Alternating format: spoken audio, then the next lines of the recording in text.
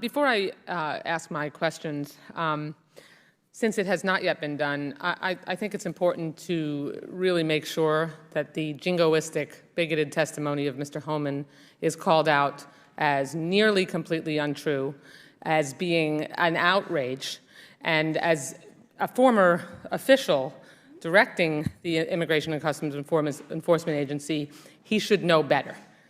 So making sure that I am... Mr. Chairman. No, this is my 5 minutes. What did I say was inaccurate? Excuse me. Okay, I'm not asking a question. Okay, the gentlelady is recognized for 5 minutes. She's made her point, and I will try to resolve any other issues at the end of her questioning. Okay. Thank you. So I just think it's important that it's not accepted as accurate testimony.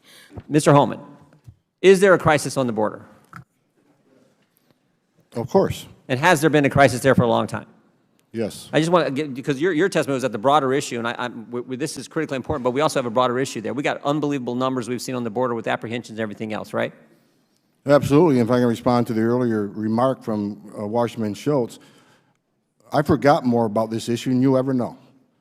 So if you say my testimony is inaccurate, it's wrong. Everything I said here is accurate. Bottom line. If you want to go toe-to-toe, I'm here. I'm here in my own time to speak to the American people about what's false and what's fact. I'm sure happy to go toe-to-toe with you, Mr. Homan. Well, happy I'm to do here. that any day. But you got to let me respond to your question rather than dropping a bomb and running away. It was my time. So there's a crisis on the border. And it's not going to go away if we keep enticing more and more. If we want to abolish ICE, we want to give away college education and driver's licenses and free medical care and reward illegal behavior, you're never going to solve the immigration crisis on the border. It's not going to happen. Probably doesn't help them when certain members of Congress criticize the agents down there trying to do their job. Probably doesn't help when you have pictures put on websites that talk about cages when, in fact, the picture was from the Obama administration. Probably doesn't help when you say the crisis is faked, contrived, and manufactured, and hold off spending the $4.6 billion we needed to actually deal with a crisis that got much worse. Probably doesn't help with all those factors either, does it? No, sir. Probably doesn't help that you got cities declaring themselves sanctuaries. That probably doesn't help with the situation either. And it doesn't help to have a missed message that all of a sudden deferred action is going away, that all of a sudden prosecutor discretion is going away for this policy change. I myself have approved many requests for stays of removal for medical issues. ICE doesn't put their heart on a shelf when they wear the badge and gun, and all of a sudden don't care about humanity. It's ridiculous. It's a ridiculous false narrative, and I'm going to be here to the day I die to defend the men and women of the Border Patrol and ICE who put it on the line every day for this country. A quick question that I want to try to, or statement and then some clarification.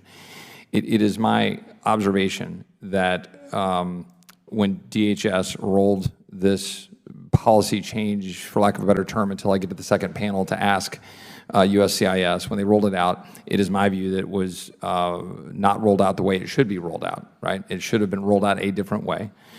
And we'll see what that looks like in the next panel. If one thought that ICE was the best place to deal with deferred action, it would seem to me that the debate then is whether, the question here is where it should be. Should it be USCIS or should it be at ICE? And that if you were going to accept that premise, then what should have been done was much clearer notice given and a different kind of transition. Like, let's just assume for a minute ICE is the best place for it. Then a letter should have gone out, or a phone call, or reach out and say, hey, no issue, you're going to keep getting health treatment, we're changing processes, this is the way ICE is now going to handle it, and so forth and so forth. So I think I'd like to just stipulate that that's my view, that if you're transitioning the way you previously handle something, then you need to have something like that. We'll ask the second panel about that. Having said that, I am interested in continuing to learn where it should exist. We'll hear from USCIS in a minute. But I want to understand, Mr. Homan, on that question, we'll come to this other stuff in a minute, with respect to ICE and why you think it's the best place. Can you speak to the question at hand here about, I think, the fear of somebody's here, they're in a tough situation, and you're saying, okay, we're getting shoved into a pipeline for expedited removal, and then hoping there might be a question of discretion. Well, and can you kind of walk through how that might work in ICE? Let's be clear in my testimony. What I've said is, as a law enforcement officer, prosecutorial discretion needs to be in the hands of those who have statutory authority over those laws. It is case-by-case determination. Right. Once you carve out a whole class of people you want prosecutor discretion, there's no longer prosecutor discretion based on case-by-case. Now, we have talked about states. That's what ICE currently do. They give stage removal. Mr. Marino, what he says, I'm not disagreeing with him. Is ICE prepared to make other decisions that CIS is making? That's a question for ICE in the next panel. Right. What I've talked about is ICE needs to have the authority of prosecutorial discretion, and that's a legal issue. And I think those decisions, no other agencies to say, well, ICE can't remove that person. That needs to be ICE prosecutor discretion, or you shouldn't put him in proceedings. That needs to be ICE's decision. Now, are they prepared to do that? Because they normally don't. You have to ask the next panel that. So I'm not lying under my testimony. I'm speaking to my 30 years of doing this and what I think prosecutorial discretion means. So and the reason I think this matters, right, is the purpose of it. I hope there's general agreement about the process and the communication and what should have occurred there, that we can have a debate, as I think we had a good conversation, Ms. Ocasio-Cortez and Mr. Meadows, about, okay, where do we go forward on this, on that question? We'll ask the next panel some of these, but it is important for us not to send some signal of, panic, to use Mr. Meadows' term, that anything is going to be problematic going forward, that we'll address the issue and try to reconcile whatever gaps there are here. I do think it's also important to note on this question of deferred action, the question of when it is a discretion for a prosecutor, right? This is at the court of DACA and DAPA, right? We had this litigation in DAPA. We went to the court, and the court agreed that that was something more than discretion. That was something beyond discretion. And I think what we see here in a sort of separation here is that what we're talking about here is discretion. I think Ms. Waddia, I was looking at your testimony, the data points there, you said, one data I was able to identify included 118 deferred actions, of which 107 were approved, pending or unknown, in a particular data set that you had, indicating that each one is case by case, and there were 8 that didn't qualify. I have no idea what those 8 were, but that's a decision by case by case decision. To that end, let me ask you one question final in my last 5 minutes. Mr. Homan, would you like to address, and would you please address any of the Yeah, I want to address the last you? comments made about me being appalling. And first of all, I served my country for 34 years.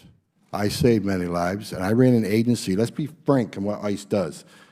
ICE last year took a season of opioids off the streets of this country that could have killed every man, woman, and child in the United States twice. They've arrested thousands of sexual predators that preyed on children. They rescued thousands of children who were victims of predators. They arrested hundreds of women who were victims of sex trafficking. I am proud of the agency in ICE. And what we don't want to talk about is nearly 90% of everybody ICE arrests for immigration violations either have a criminal history or are pending criminal charges when they were found. I mean, they were found in a county jail, which most likely means they weren't a choir boy. So to mismessage what the work the men and women of ICE do is, I find appalling that a member of Congress would throw that out there like that. In my 34 years, I've never seen such hate toward a law enforcement agency in my life that you want to abolish them rather than doing your job and legislate. Mr. Homan, your time if they don't like it, legislate. You can't. Mr. Homan, according to the rules of this committee, of enacting laws. Mr. Homan, your time is expired.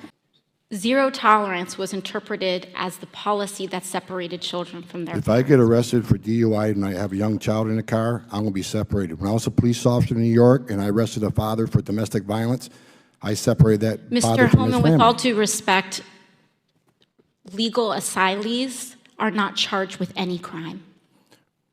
When you're into the country illegally, it's violation 8 United States Code 1325. Seeking asylum is legal. If you want to seek asylum and go through the port of entry, do it the legal way. The Attorney General of the United States has made that clear. Thank you, Mr. Chair.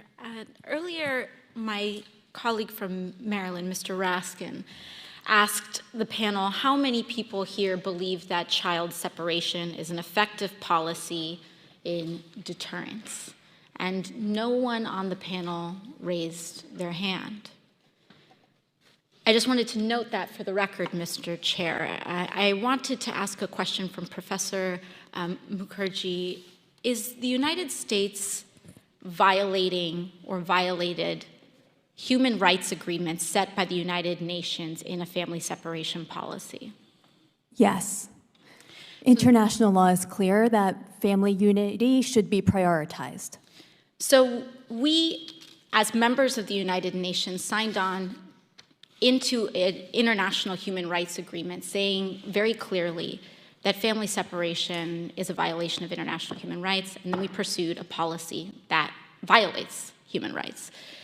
You know, Mr. Chair, I was looking, how did we get to this point? How did we get to this point where we take children out of mothers' and fathers' arms?